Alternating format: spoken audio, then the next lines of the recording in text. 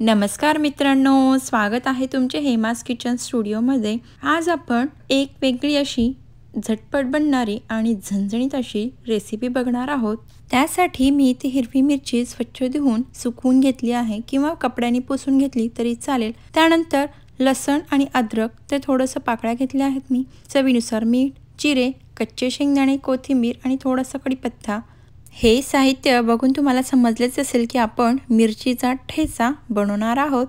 त्यासाठी मी इथे एक पॅन घेतला आहे। पॅन गरम करत ठेवलं आणि थोडंसं तेल टाकलं, कारण माझ्या मिरच्या मी ऑलरेडी थोड्याशा कपड्याने पुसून घेतल्या होत्या, त्या सुकलेल्या होत्या, त्याला पाणी नव्हतं। त्यामुळे मी अगोदरच तेल टाकून मिरच्या परतून घेत आहे।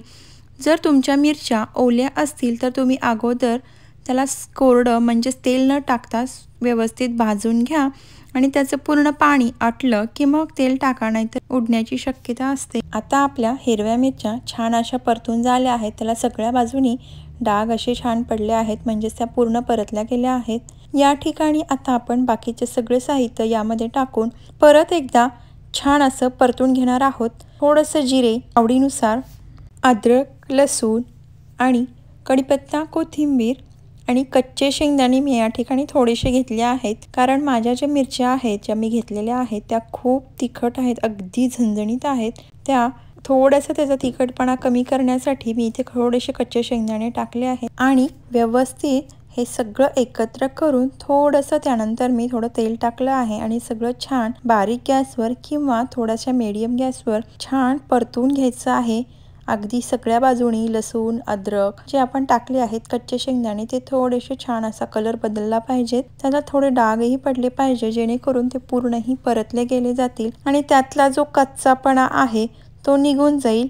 या ठिकाणी बघा तुम्ही लसणालाही थोडेसे डाग पडले आहेत, शेंगदाणेही थोडेसे डाग पडले आहेत, त्याचा पूर्ण कच्चा वास निघून गेला म्हणजेच आपली मिरचीचा ठेचा अगदी खमंग आणि छान लागेल। त्यानंतर मी इथे माझ्याकडे छोटा खलबत्ता होता, त्यामध्ये सगळं हे आपलं मिक्सचर म्हणजेच आपलं जे परतून घेतलेलं होतं ते टाकलं आणि वाटायला अशी छान सुरुवात केली आहे। वाटायच्या अगोदर फक्त आपल्याला चवीनुसार मीठ टाकायचं आहे। या ठिकाणी तुम्ही खलबत्ता न वापरता आपल्या मिक्सरच्या भांड्यामध्येही फिरवून घेतलं तरी चालेल। फक्त फिरवताना एकच काळजी घ्यायची की सारखं कंटिन्युअसली फिरवायचं नाही, जेणेकरून आपला जो ठेचा आहे तो अगदी बारीक होऊन जाईल आणि आपल्याला या अशा टेक्स्चरमध्ये आपल्याला ठेचा पाहिजे आहे, म्हणजे थोडासा जाडसर आणि भरडसर, तरच तो छान लागेल। तर ही आजची झणझणीत रेसिपी तुम्हाला कशी वाटते मला कॉमेंट करून सांगा। नक्की ट्राय करून बघा आणि लाईक, शेअर आणि सबस्क्राईब करायला विसरू नका। धन्यवाद।